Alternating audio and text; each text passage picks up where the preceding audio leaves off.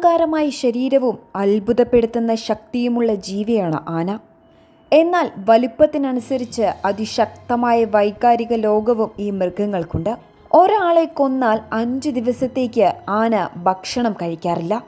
ഇതൊരു കെട്ടുകഥയാണോ? അതോ ആനകളുടെ വികാരപരമായ ബുദ്ധിയും കുറ്റബോധവും ഇതിന് പിന്നിലുണ്ടോ? മനുഷ്യനൊഴികെയുള്ള ഒരു ജീവിക്ക് ഇത്രയും ആഴത്തിലുള്ള വൈകാരിക പ്രതികരണം സാധ്യമാണോ? ആനകളുടെ സാമൂഹിക ജീവിതം, ഓർമ്മശക്തി, മരണത്തോടുള്ള സമീപനം എന്നിവയെക്കുറിച്ച് ശാസ്ത്രം എന്തു പറയുന്നു എന്ന് നമുക്ക് വിശദമായി പരിശോധിക്കാം. മനുഷ്യരെ പോലെ വികാരങ്ങളുള്ള ജീവികളാണ് ആനകൾ എന്ന് ശാസ്ത്രലോകം അംഗീകരിച്ചിട്ടുണ്ട്.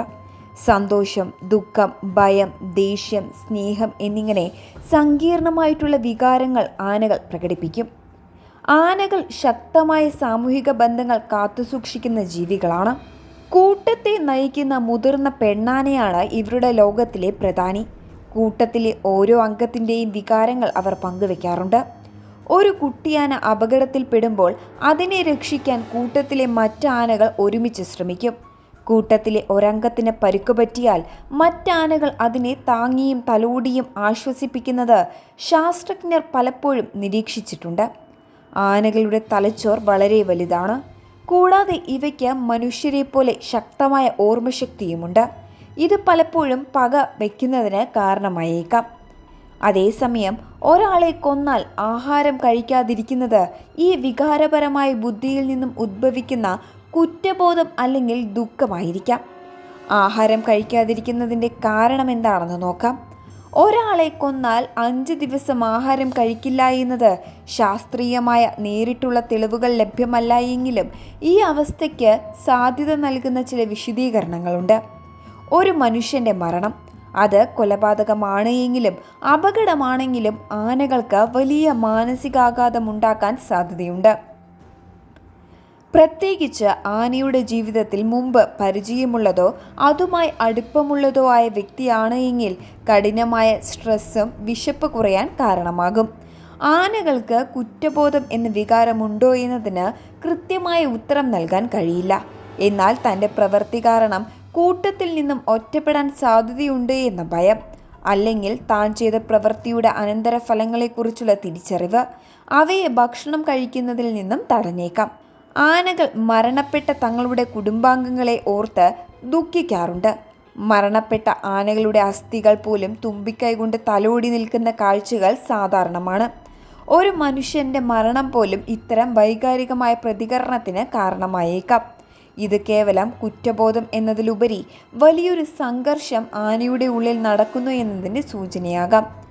ആനകളുടെ ഓർമ്മശക്തിയും വികാരവും പ്രതികാര ചിന്തകൾക്ക് കാരണമാകുമോ എന്നതിന് ഉത്തരം അതേ എന്ന് തന്നെയാണ്. തങ്ങളെ ഉപദ്രവിച്ചവരെയോ കൂട്ടത്തിലെ അംഗങ്ങളെ കൊന്നവരെയോ ആനകൾ വർഷങ്ങളോളം ഓർത്തുവെക്കുകയും അവസരം ലഭിക്കുമ്പോൾ പ്രതികാരം ചെയ്യുകയും ചെയ്തതായി ലോകമെമ്പാടും നിരവധി റിപ്പോർട്ടുകളുണ്ട്. കാട്ടിൽ മനുഷ്യൻ്റെ അതിക്രമം വർദ്ധിക്കുമ്പോൾ അത് ആനകളിൽ അതിശക്തമായ ഭയം, ദേഷ്യം, അവിശ്വാസം എന്നിവ വളർത്തുന്നു. ഈ വികാരങ്ങളാണ് പലപ്പോഴും മനുഷ്യരെ ആക്രമിക്കാൻ അവരെ പ്രേരിപ്പിക്കുന്നത്. ഒരാന ആക്രമിക്കപ്പെട്ടാൽ ആനക്കൂട്ടം ഒന്നാകെ പ്രതികരിക്കുകയും ശത്രുവിനെ തുരത്താൻ ശ്രമിക്കുകയും ചെയ്യും. ഇത് അവരുടെ ശക്തമായ കുടുംബ ബന്ധങ്ങളുടെ തെളിവാണ്.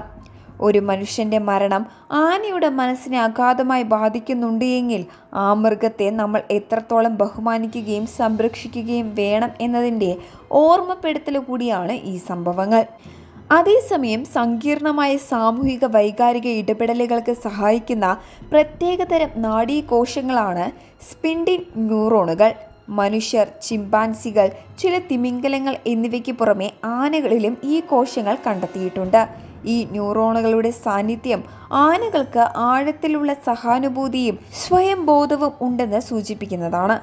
ആനയുടെ തലച്ചോറിൻ്റെ വലിപ്പം ഏകദേശം 5 കിലോഗ്രാം വരും. മറ്റ് സസ്തനികളുമായി താരതമ്യം ചെയ്യുമ്പോൾ തലച്ചോറിലെ കോർട്ടക്സിൻ്റെ വികസനം വളരെ കൂടുതലാണ്. ഈ ഭാഗമാണ് ഓർമ്മശക്തി, ഭാവി ആസൂത്രണം, വികാരങ്ങൾ എന്നിവയെ നിയന്ത്രിക്കുന്നത്. മനുഷ്യരിലെ ഓർമ്മശക്തിയെ നിയന്ത്രിക്കുന്ന ഹിപ്പോകാപ്പസ് ആനകളിൽ വളരെ വലുതാണ്. ഇത് കാരണമാണ് അവർക്ക് സ്ഥലങ്ങളും മനുഷ്യരും നല്ലതോ ചീത്തയോ ആയ അനുഭവങ്ങളെയും ദീർഘകാലം ഓർമ്മിപ്പിക്കാൻ കഴിയുന്നത്.